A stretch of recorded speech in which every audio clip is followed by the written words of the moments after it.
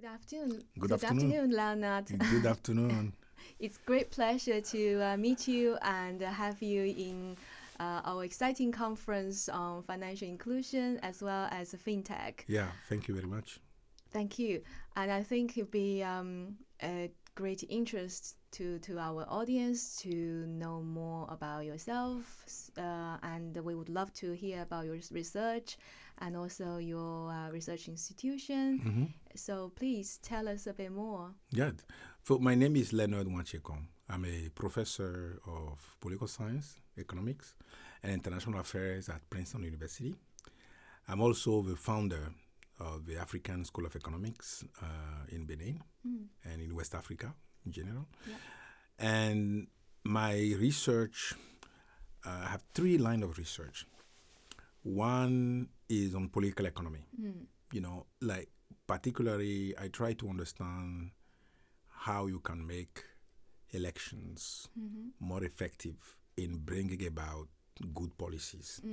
And I focus a lot on like deliberation, town hall meeting that candidate can use to communicate their platform more effectively. And also how you can build some kind of social contract between politicians, between practitioners to bring about effective policy, let's say in education. Yes. You know. So, but the second line of research is on social mobility and education.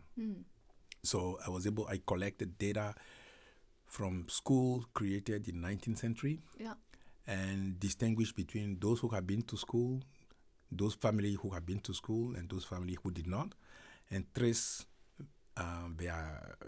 those families across generation, like children and grandchildren.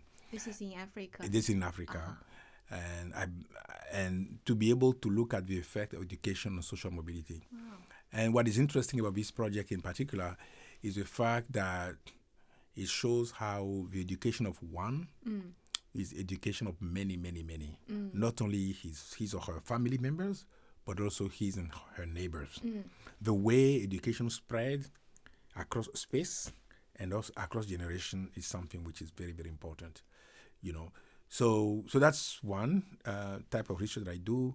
The last one, which I presented here, is how you can improve financial inclusion by developing some kind of application that get people to learn over time how much money they are spending, to also plan financially.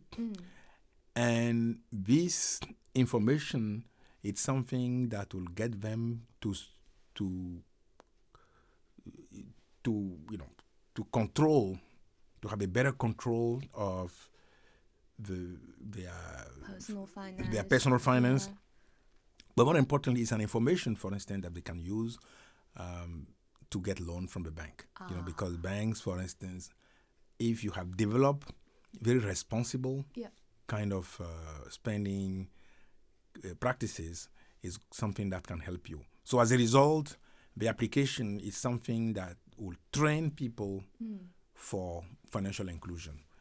And it's I think it's very important in a context where you have people face a lot of family pressure and to get help here and there. So the application is going to help people to decide, to have a sense of how much they are spending and what they are spending on. This will get them not only to manage their personal finance better, but also to be more, to be in a stronger position when they apply for loan, so that they can open a business, they can invest in education and health and so on. Those are the three line of research that I'm involved in currently. I see. Yeah. So would you tell us a bit more about this very important, I know you have a very proud baby, which is your research institution. Exactly. So one of the most important initiatives that I have undertaken for the past 15 years was I wanted to provide young Africans the same opportunity that I have back in the US. So when I started teaching, what I did typically is to identify bright students, take them to the US to get their master's or their PhD. But then I said it would be better if instead of bringing some few lucky students, I create something which is similar to what I have in the US. And the school has done very well.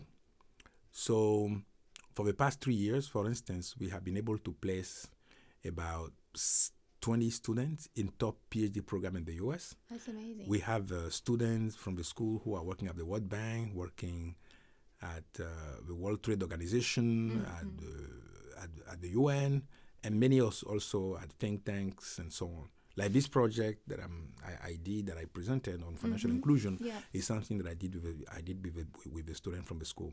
Now, beside the training, the school also is well connected internationally. Okay. So we have partnerships with universities around the world, and the student, 2 or 3 students every year from the school attend the structural transformation conference and summer institute organized by Professor Justin Lane in Beijing. So I have my students going there. I mean, there was another conference on develop collaboration between think tank in Africa and China, the Chinese universities. Yeah. One of my faculty went to attend that conference. So we have very strong connection with China, with the US, with Europe as well. And there is a lot of focus on research. We develop some big line of research that will get students excited to get, and they will, by being engaging in this research, not only they are being better trained, they have more research experience, but also the research generates revenue from the school, so that we are not heavily dependent on external funding. And there are 2 or 3 areas where we are very, very strong. One is education. One is political economics, and the third one is roads and infrastructure. Those are the 3 areas where we are very, very, very strong. Important in Africa. Yeah, and not only important for development in general. Indeed. But anyway, so the school has done quite well for the past 3 years in particular, and I mean, clearly one of the things that I'm very, very proud of. Totally, it sounds very inspirational. The school is located, of course, in one particular African country. Yeah. But do you cover, or do you focus on students from all over the Africa? Hence Yes. the name is African Economics School. African School of Economics. African School. So yeah, this is great because I have students from 19 countries in Africa over the past 3 or 4 years. And so we have students from Cameroon, we have students from Kenya, from Tanzania, from Burundi, from Cote d'Ivoire. We have students from all over Africa. And now we are also planning to open new campuses in other African countries, West and East.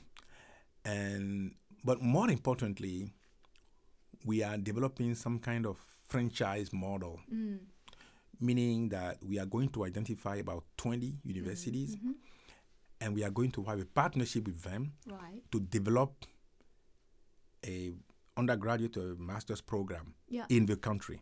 Right. So as a result, we don't have to build campuses everywhere. What we do is we join forces with local university to create top programs. So we bring the curriculum, we bring the professors, but they take care of the rest. Fantastic. So as a result, we can reach out to more students. And reaching out to more students is very important because what it does is that your master's program will have a larger pool to draw from, and then you have better quality students. Indeed. I mean, you have high quality students. And also when you have a PhD program, you also have a better, because currently we place about 6 to 7 students in top PhD program around the world. Yeah.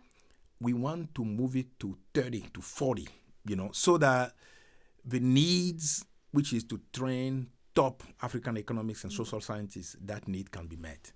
Because African societies are so complex. Yes. It's such a fascinating area. And we cannot just rely on aspects from outside Africa to analyze, the social reality of our continent. We need a larger participation of young Africans, and that's what we try to do through the program that we are setting up, not only in Benin and also across West Africa, but also on the whole continent. I see. This is such an important idea, especially for such exciting time when African is getting more and more talent, and the education level is improved. Exactly. Exactly. And you need a lot of role model.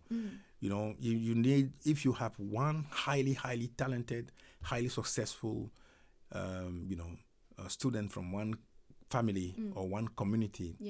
He or she becomes an inspiration for everyone, and that's very, very big. Indeed. There have been a lot of focus on primary education and access. That's important, but being able to train top, highly qualified, young, academics to be leaders, to be inspiration for whole generations, for whole communities.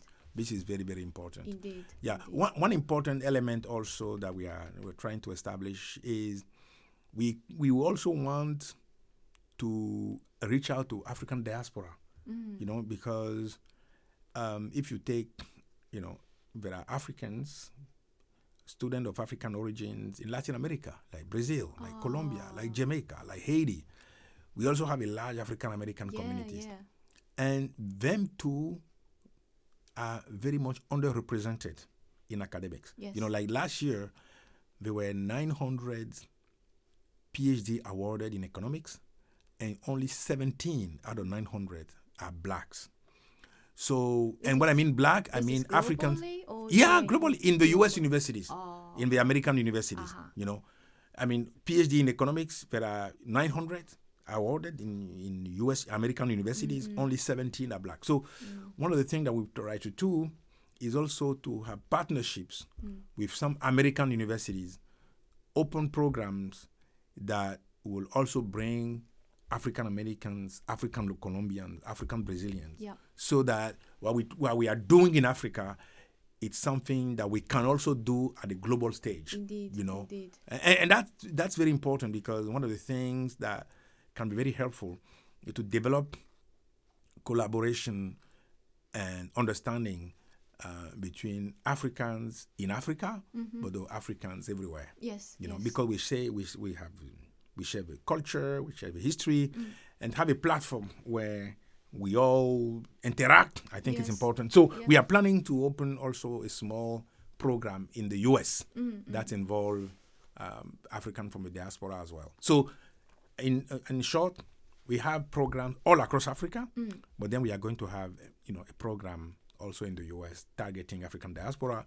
But obviously, we have strong collaborations with universities elsewhere, like in China, like in Europe, so that we are a global university, that represents Africa quite well in the area of economics and social science in general. Yes, this is a fantastic idea, especially when we see again and again in the literature, education is one of the key elements being identified for us push growth and reduce poverty. Absolutely. And this is actually something you do in practice, actually implement this idea to reinforce this key element. Absolutely.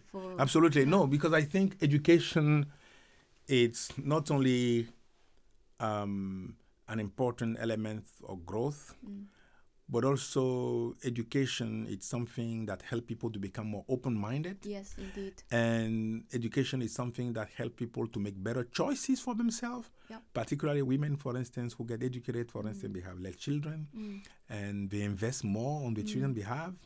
And, they are more knowledgeable about how to use the health services, to take care of themselves and so on. And also something that will reduce conflict, because, it's clear that,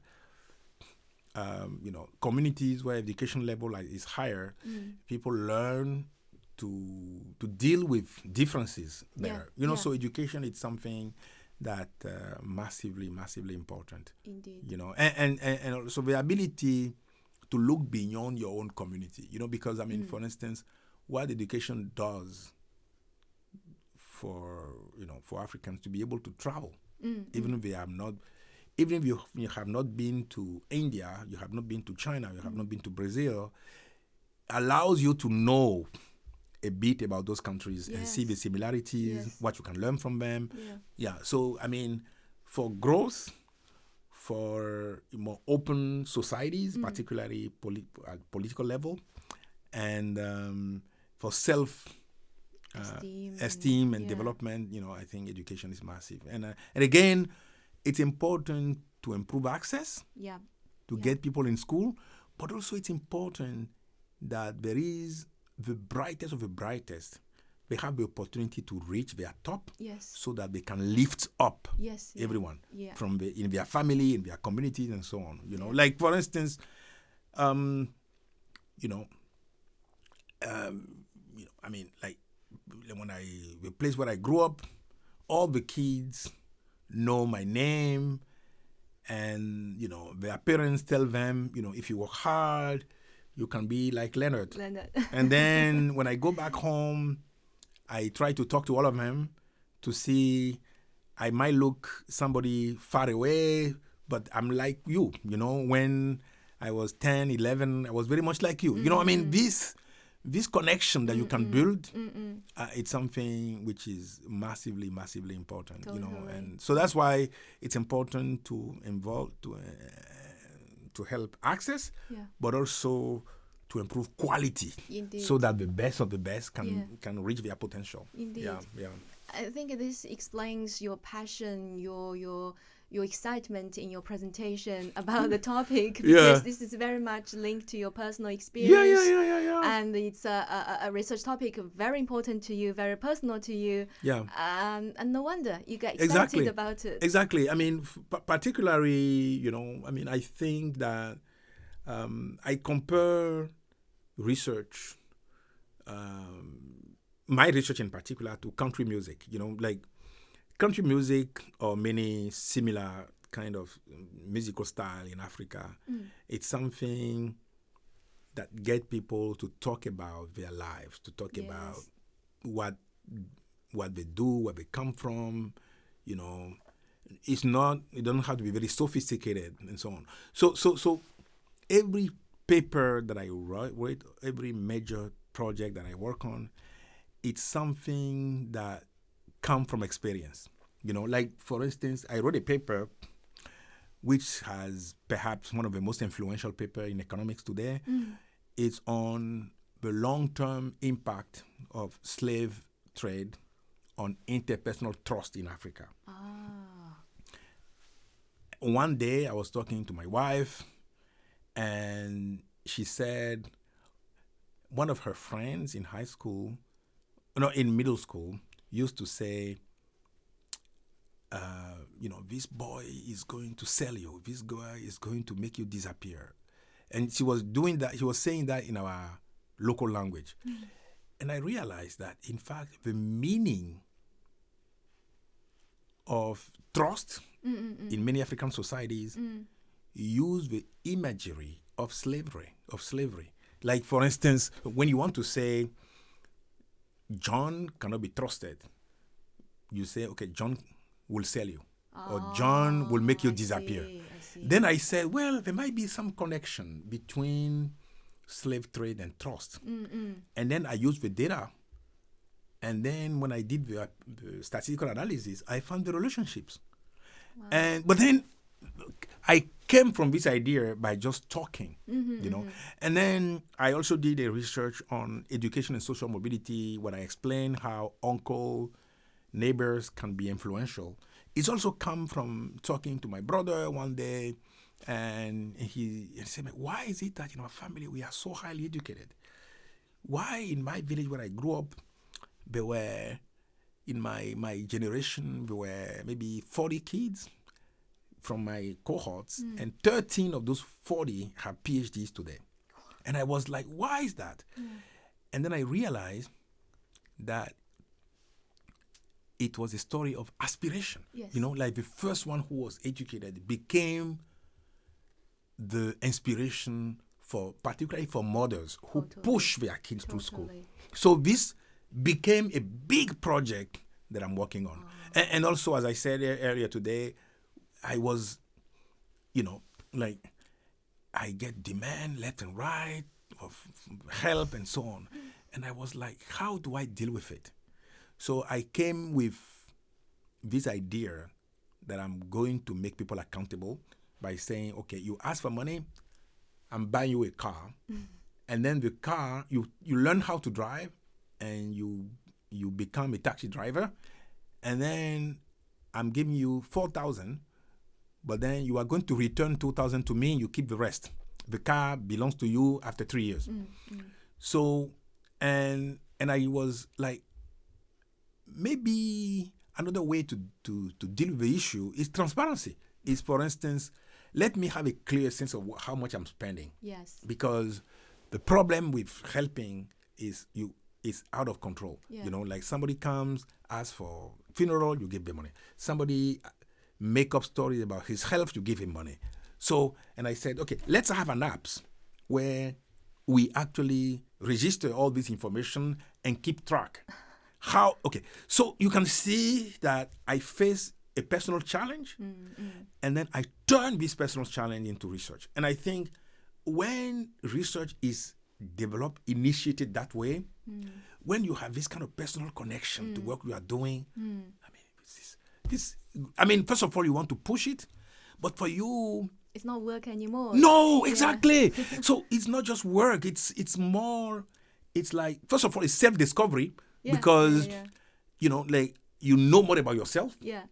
And then you are solving a problem. Indeed. You know, and then since you come from a culture, you come from a community, you are pretty sure that solution that you find, it's something which will be relevant to the experience of many other people, well, and that's just priceless. That's just priceless. And I think and that's what research really is, I mean, like, if research become less work, it's actually something that is inspired by something that you observe, that you care about, something that comes from your experience. Oh my God, this is, and it just makes, because I mean, you are willing to spend more time, you are willing to get all the money. You look at all the comments that, yes, and you think of being helpful, because for instance, if I write about this topic,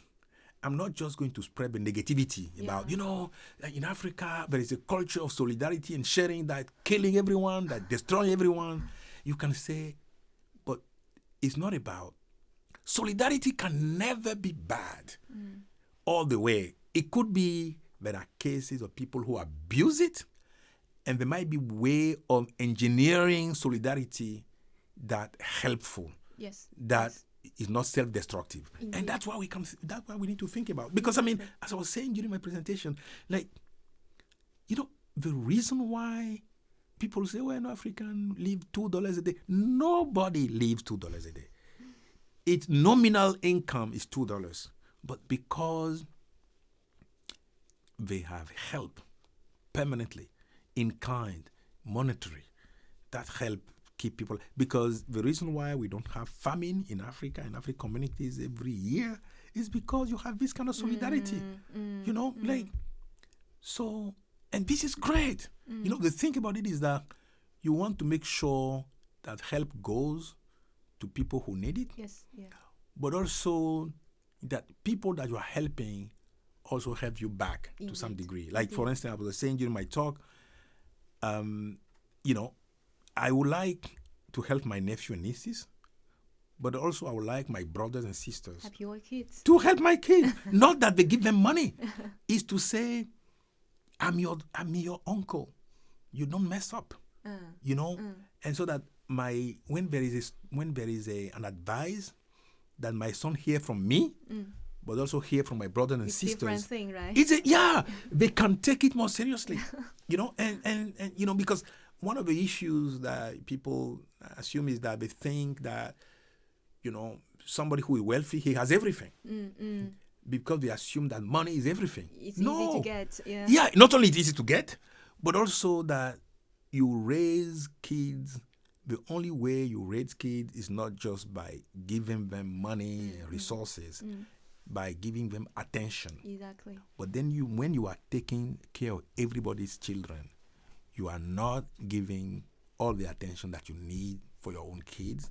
So that's why the whole family has to think that do the same thing. Yes. Exactly. Yeah. They are not going to give them money, but I mean, like for instance, suppose that my brother, I go back to my country, and he find a way to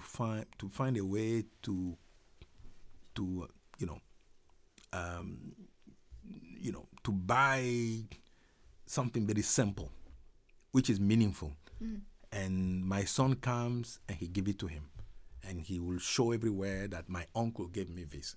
So it was gesture and the kindness that people show to him that he will remember. Yes, you know, indeed. I mean, like it's. I mean, I remember like my neighbor, for instance, in Princeton, my son came, and we went to visit my neighbor.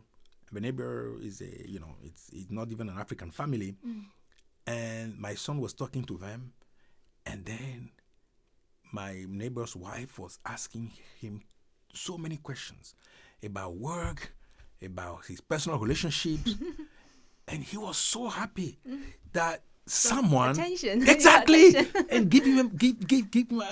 So this is what is really important. Yes, And I think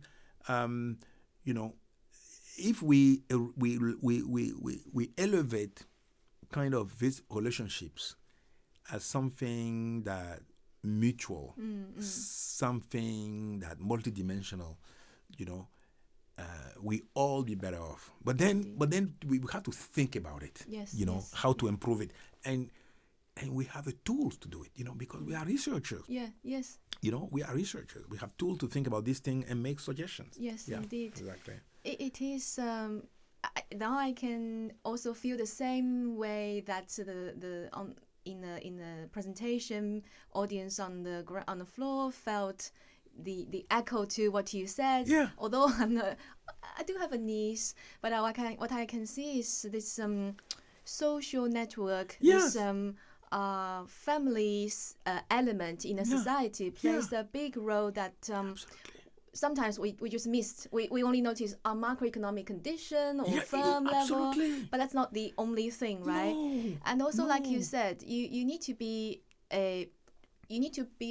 grown up in that environment. For example, in Africa, also you experienced what you have experienced. Yeah. In order to have the full appreciation of what it can be like and what you can do for other people. Exactly. Which may not be fully understood or appreciated by someone grow outside of the community. Exactly. So what you have done for setting up this school and pass on the knowledge and as well as this inspiration is just astonishing. It's amazing. Exactly. One of the things that we also tend to underestimate is that like how the psychological kind of aspect of development, like when you grow up, you feel like people care about you, you feel like being loved. People love you, people pay attention to you, you feel like freedom. I remember, for instance, I just remember the other day that when I was in like 9th grade or something, we read stories about the local priests, Catholic priests, that they were not treating the local workers who work for them on their farm very well. And as a youngster, what we did was we disrupt a mass. It's something that nobody should do, nobody could do. There is a mass, it's very secret. Yeah. But I did it. And I did it with other friends. But, the way the community dealt with this, with some understanding, they explained to us why we should have done this differently, that there were better way to protest, better way than doing this. This understanding was massively important. And this happened because we were a very tight community. You know, your uncle would be, your mother would be very angry, but then your uncle is going to come and calm her down and say, okay, my son, come to talk to me. Yes. And then he went to your mother to talk. This sense, it's something that you grow up and knowing that you can make mistakes and people are willing to listen to you and so on.